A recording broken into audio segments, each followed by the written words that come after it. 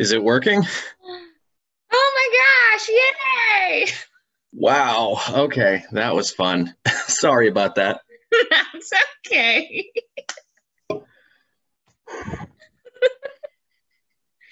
It's fine. This isn't a big deal. I made it. You did it. You're here. Wow, your house is very purple. This is like the tamest room of the house. Okay. Our master bedroom has a hot pink glitter wall.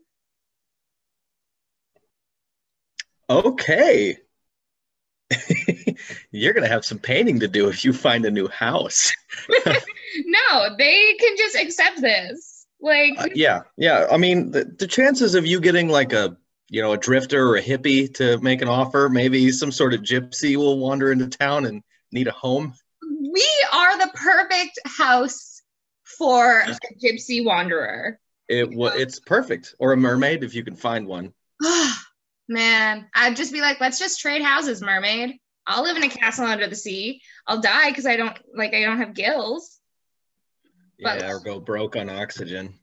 yeah. But I think it'd be worth it. Well, they've got have you seen those fake mermaid tails? Yes, yeah. Those are crazy. I kind of want to buy one, but also I think I would drown. I mean, maybe. Are we using this? Is this all part of the? It might be. I haven't decided. We'll This is see. the intro we're going to give all of your Be. followers and fans. It might be. I think Talk so. I'm so paint. lazy. I'm even lazier than Dan. Dan's not lazy. He's built 15 cars in the last year. I mean, when it comes to editing, I'm whatever happens, that's what goes in, and I don't care. Well, sorry I'm late. I was, actually welding on a trailer terribly and got flash burned, and I had a bunch of little metal BBs in my arm now. It's really fun. And I looked down, and I was like, what's it getting to be 5:30, 6:28? Oh no, I was supposed to be there yesterday, so oops. That's how things go around here. That's okay. Garage time, I'm trying to explain to people, garage time is a real thing. If I know Dan is spending the day in the garage, but we have somewhere that we need to be, I will tell him 3 hours before we need to go so that he gets ready 10 minutes before we have to leave. Mm-hmm. Otherwise, if I tell him the 10 minutes before we have to leave, it'll be another 3 hours before he's ready to go. Yeah, it's a time vortex. That's garage life, as I have learned. Yeah. So you just got to do those secret little things, and then he's none the wiser, really. Is he gonna watch this? Probably. Probably not. He never does. All his fans will tell him in the next live stream, hey, John and Danny, we're talking mad crap about you. Why is everyone saying this stuff about me? I don't know. I have no idea. No idea. Couldn't have been the not a clue conversation you and I had. No. Anyway, welcome to my home. We're actually starting out on my favorite wall with all of my things on it. Yeah, what's behind you? Okay, so starting from top corner, that is something Emily Reeves gave me when I was in Texas. Just kind of a cool memento when I was with them, getting this truck to their house, which I found. So that yellow truck Aaron and Emily Reeves have, it's all famous now. I've driven it. It was not as cool, but I drove it here. It was sitting in my yard for 3 weeks. All my neighbors was like, is he buying more crappy old cars? And I should have, but I didn't. That up there is the Award of Excellence I got from Hot Rod Magazine.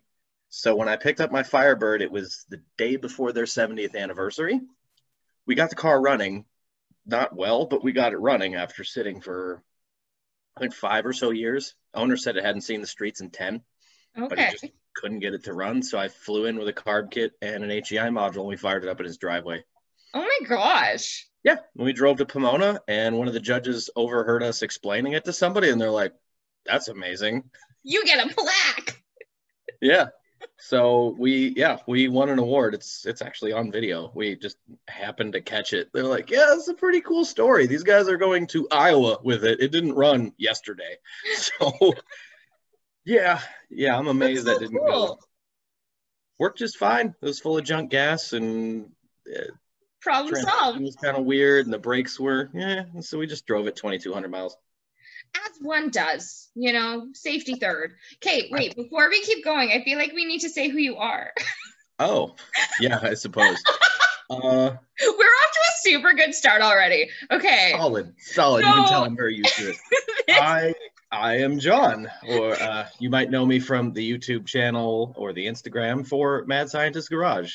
Or your articles on the interwebs. Also, yes, I write some things. Usually they're on Roadkill Customs. I've had one or two that have gotten onto hotrod.com and Bag Shift, so that's pretty cool.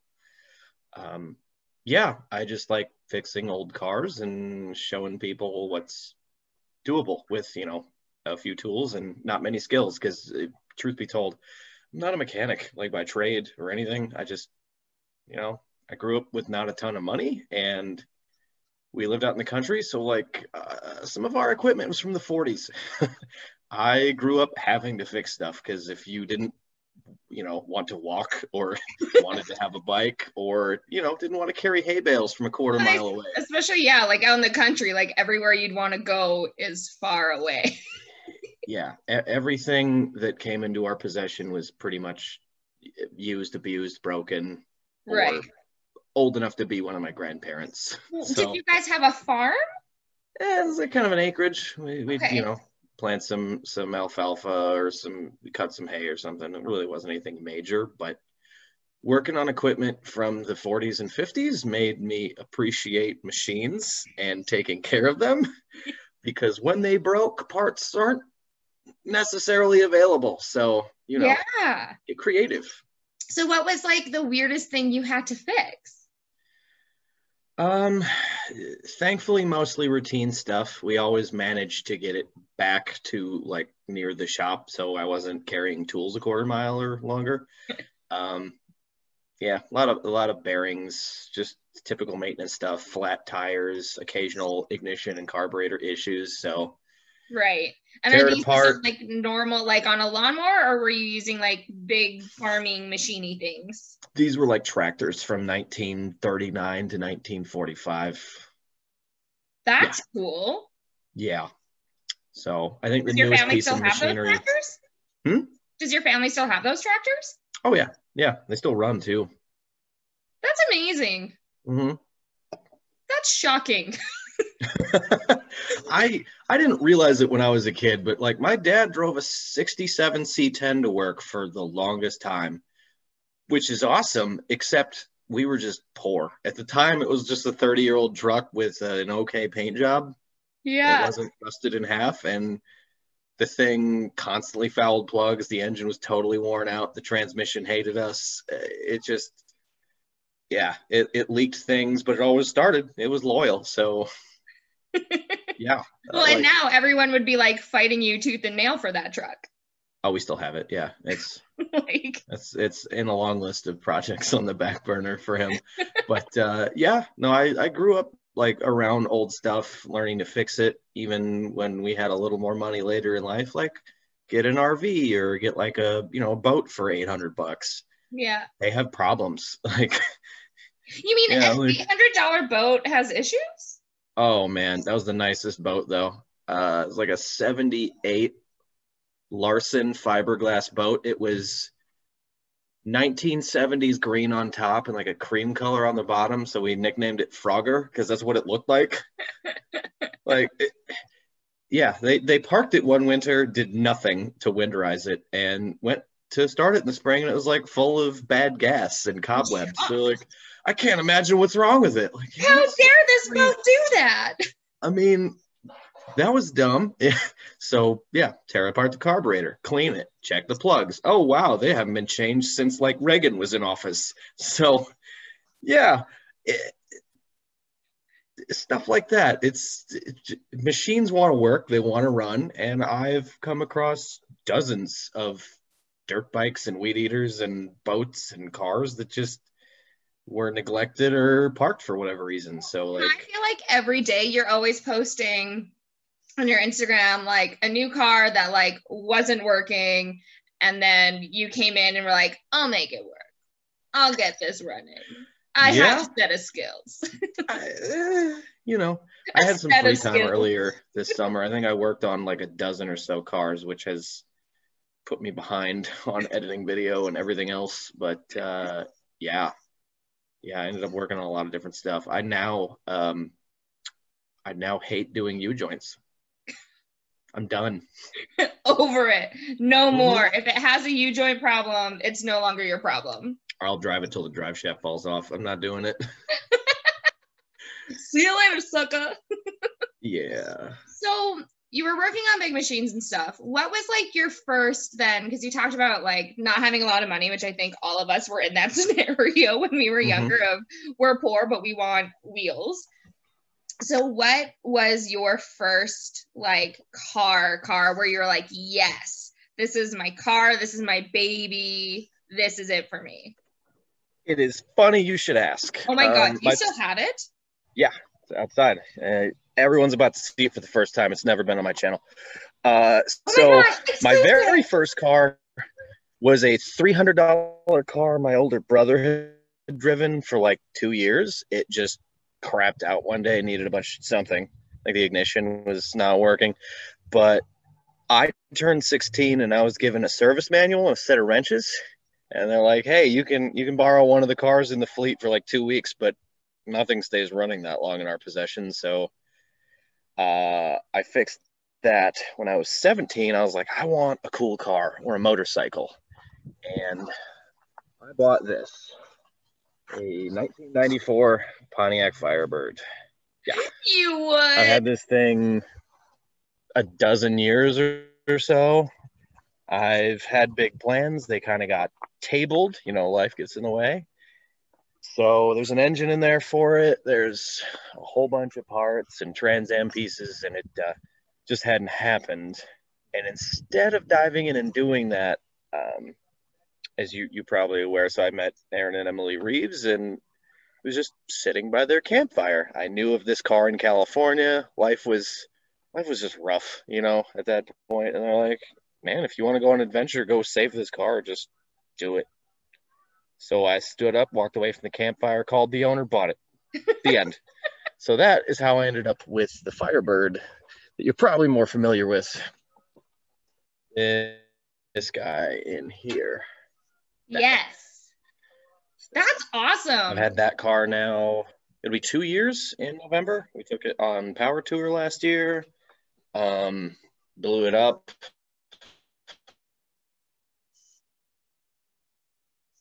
Oh no, you're frozen. I'm still waiting to get that block. Hold on one sec. We're frozen. We back? Okay. That's working again? Cool. Well, and that's such a common thing. Okay, metal roof probably. My garage. Well, and it's funny that you say that, because that's such a common thing we get asked all the time, right? Is, well, how do you find these cars and where do you find them? You just have to, like, when someone says they have something, you have to go look at it. Like, you just have to do it. I have a really good story. Please tell. I have a really good story about that blue car, actually.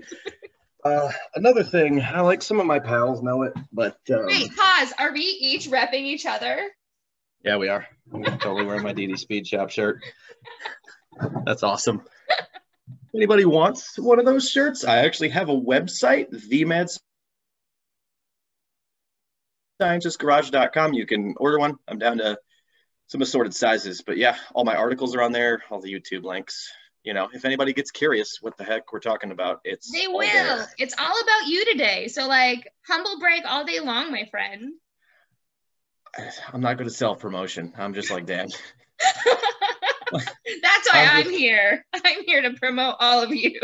I'm a dipshit with a toolkit. I'm not like, I'm not anything special. I'm not a writer. I'm not a welder. I'm a dipshit with a toolkit? Man, that needs to be a shirt. I'll get on that. Yeah, I'll call my people. Call your people, because I'll call my people. That needs to be a shirt. Like, I say that a lot too. That's a shirt.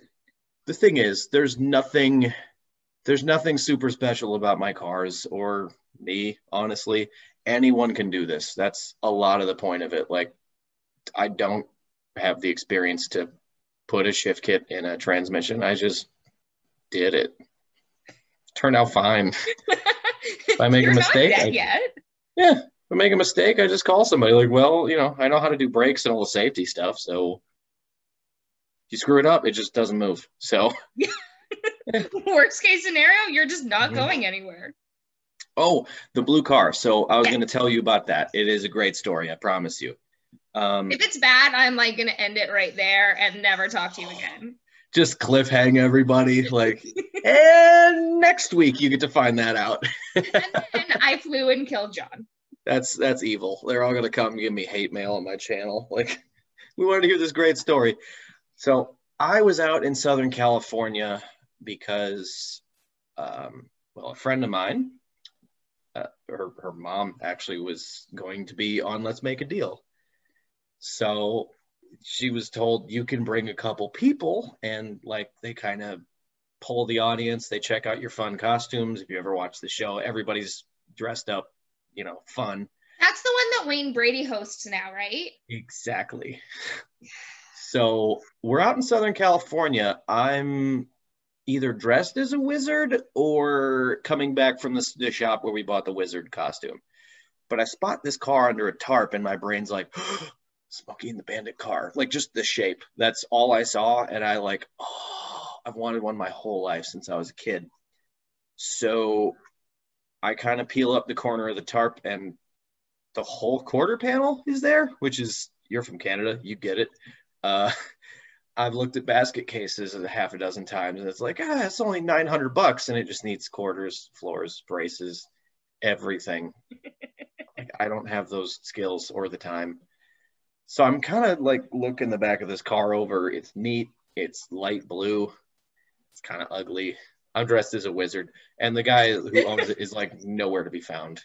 So you couldn't just like conjure him up using your newfound wizard skills? I could not. No. So, I'm kind of eyeballing the car and we end up having to leave because we got to be at the studio in Burbank and this and that. Well, short story long, she ends up winning Let's Make a Deal. I got to touch Wayne Brady. That was a pretty big day. Yeah, I've touched Wayne Brady. It was pretty cool. So yeah, I was on TV for like a second after she won everything. Yep. She won? Well, actually, yeah, her mom was supposed to be on the show. She ended up winning everything. So what all did she win? Like a trip to Fiji and like a $10,000 dining room set and some cash. Yeah. Oh, yeah. What? Yeah. So fast forward a couple months, I'm sitting in Texas with some well-known car people, Aaron and Emily Reeves. And that's kind of what I told you before. I was like, I found this car and like 3 of my friends who want a Trans Am won't even go look at it. Yeah. The car's $1,500. And, because the guy was like, I can't get it to run. Don't know what's wrong with it. I just want to see it back on the road. So I kind of offered it up to some people I knew in SoCal. I offered it up to a couple friends. I'm like, hey, this car is really solid. Like, I barely got to look at it, but he sent me more pictures. It looks decent. Nobody wanted it. So I just kind of got a wild hair and I'm like, time is now, I guess. So yeah, well, it was meant to be yours. I shipped like $104 worth of parts to the car, drop shipped 4 tires, and that was it. That was all we had. Like a Jeg screwdriver kit, I think a carburetor rebuild, a couple other parts. The guy had just been throwing parts at it for years and had no idea why it didn't run. It didn't make spark. We knew that within 5 minutes. That's crazy. Mm-hmm. Oh, and the car was hot wired the entire way back from California. We didn't have time to fix the ignition. Well, why would you? Yeah, the heat didn't work. The car was hot wired. The keys were actually jammed in the ignition. So you could turn the car off with them, but you couldn't start it. Right. So we had that special. Those are the cars that most people can afford, are the ones that are so far gone that's the only way you could, like the Challengers, right? Like the only reason that Dan could ever afford the Challengers is because It was so far gone and needed so much stuff that that's what made it affordable for him. So if you're willing to like kind of get in there, do the dirty work and whatever, then you can have the exact car you want. You just have to get creative and hotwire it all the way back. Yeah. I'm also very flexible on what car I actually get, because I wanted a 77 Pontiac Trans Am with a 400 and 4-speed, so I could be Burt Reynolds. And I ended up with a 75 Firebird Esprit. Not at all the right car. What is it about wanting, like, why did you want to be Burt Reynolds? Like, what about? I've never seen Smokey and the Bandit. Sorry, this interview's over. You have to watch it.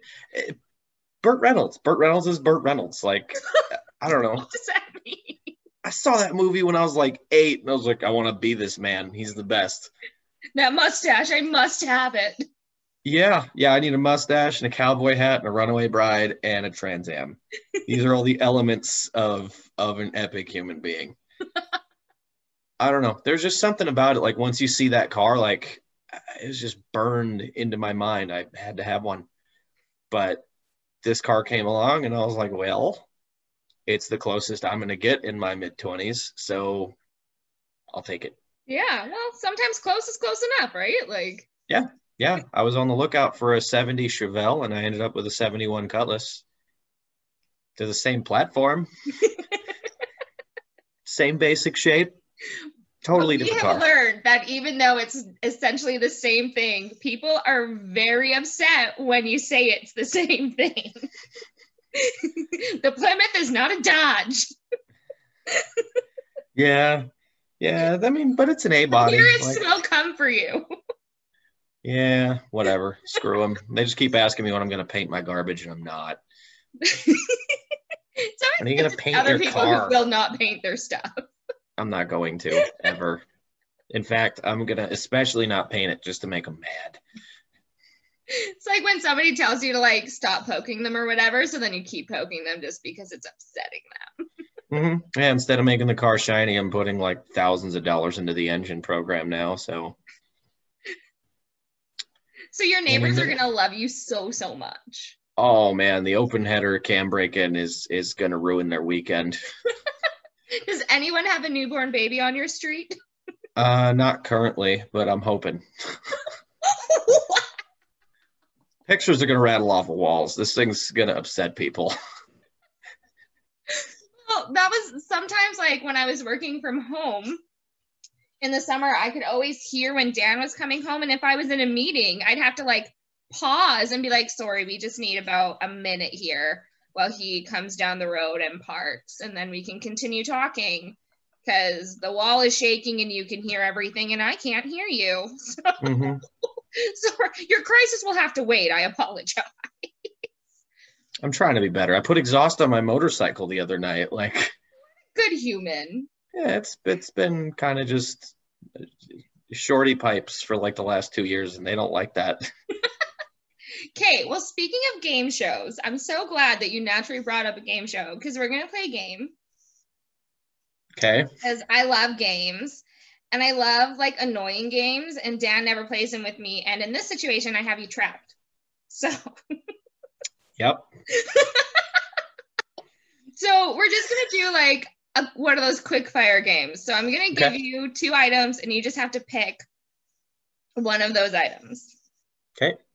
And we're going to go through it, like, as fast as possible. Okay. Are you ready? These Fire are away. Extremely important questions to me. Like, really important to my soul. Okay. Okay. What's better, Instagram or YouTube?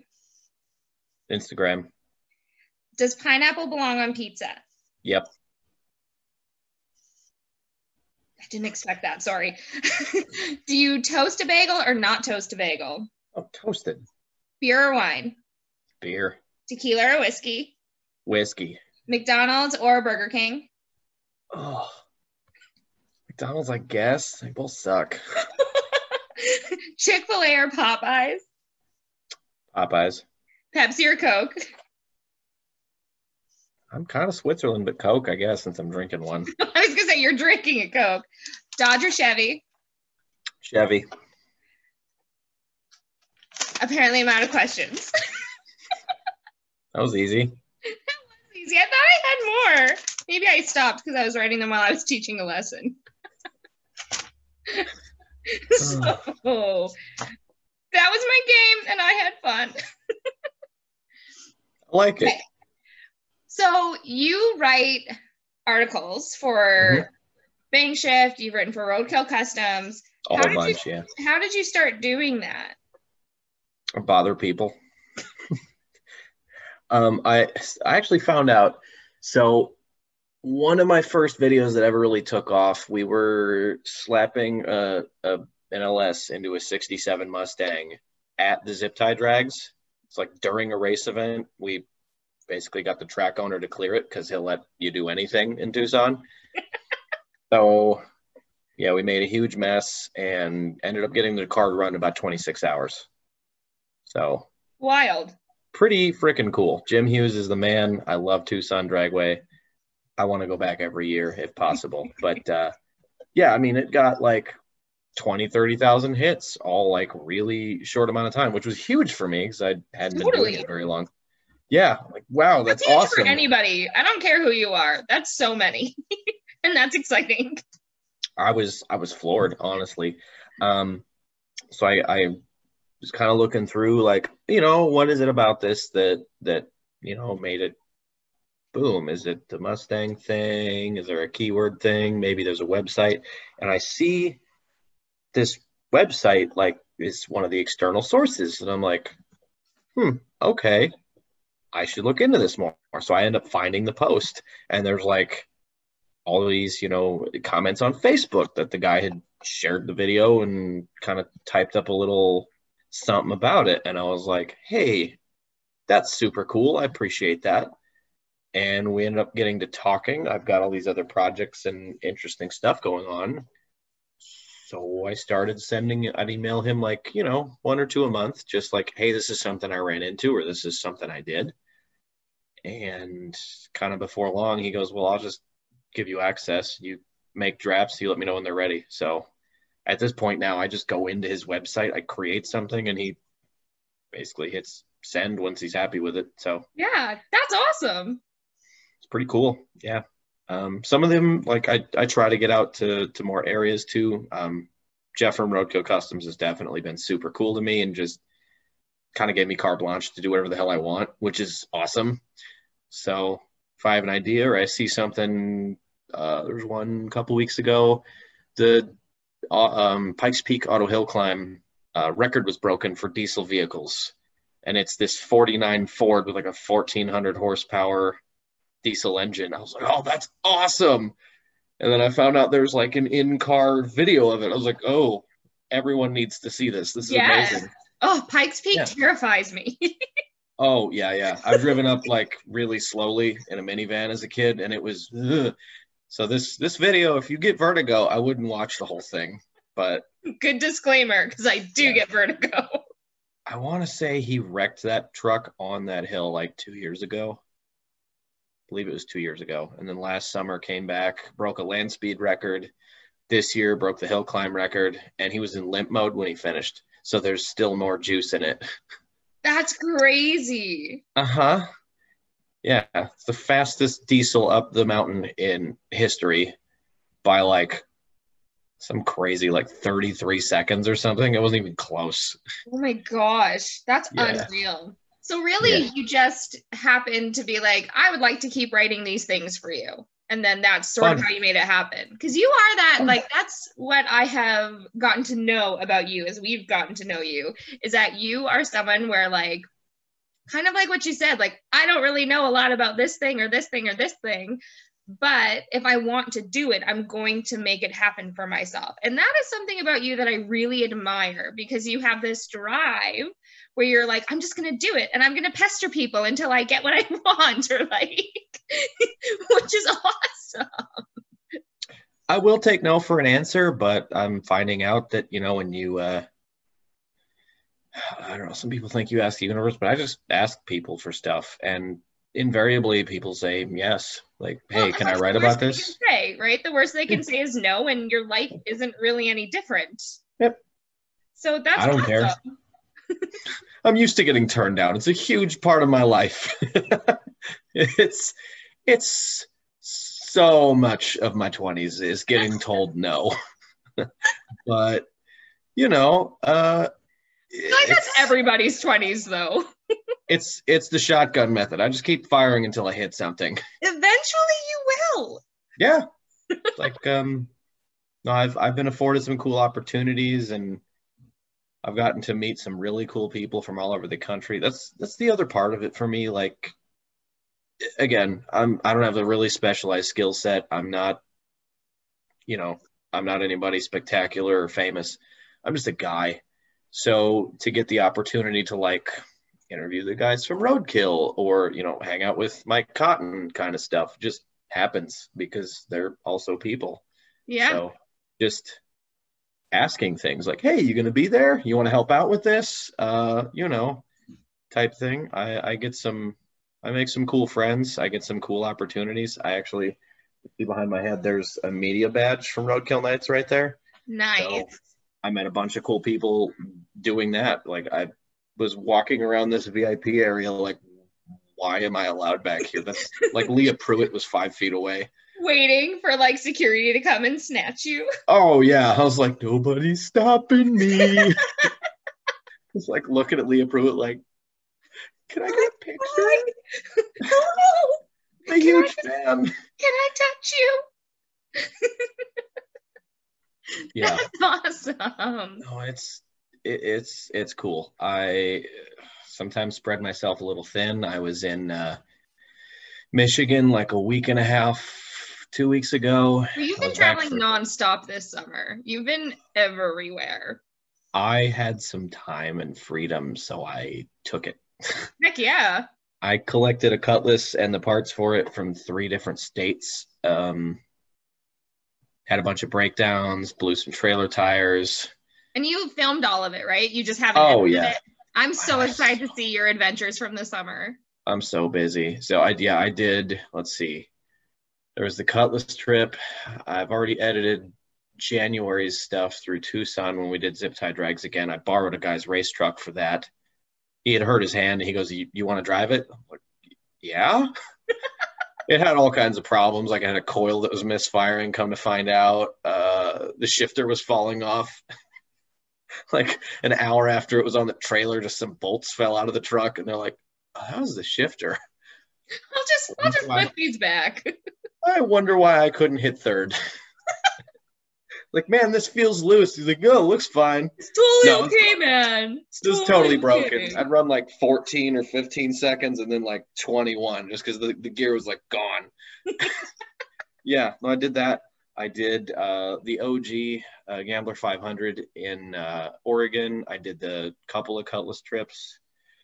Then I did kind of a lap around Lake Michigan with some buddies since Power Tour was canceled. Everything was gone. So my buddy Bart was like, hey, I've been wanting to do this Michigan trip for a while. So we just did a whole lap, hit some cool spots. Saw some museums. Awesome. Way to make like a bad situation fun.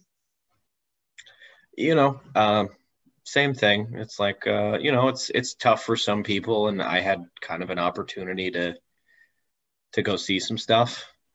And so I took it. I don't know if I'll have an opportunity to travel like that ever again. So it seemed like, I work a lot when I'm home. I work on my house. I work on my cars. I have so many projects. I was just fixing my trailer. That's why I was late. But yeah, I try to say yes when there's an opportunity or an adventure or something that interests me. So I love that. That's awesome.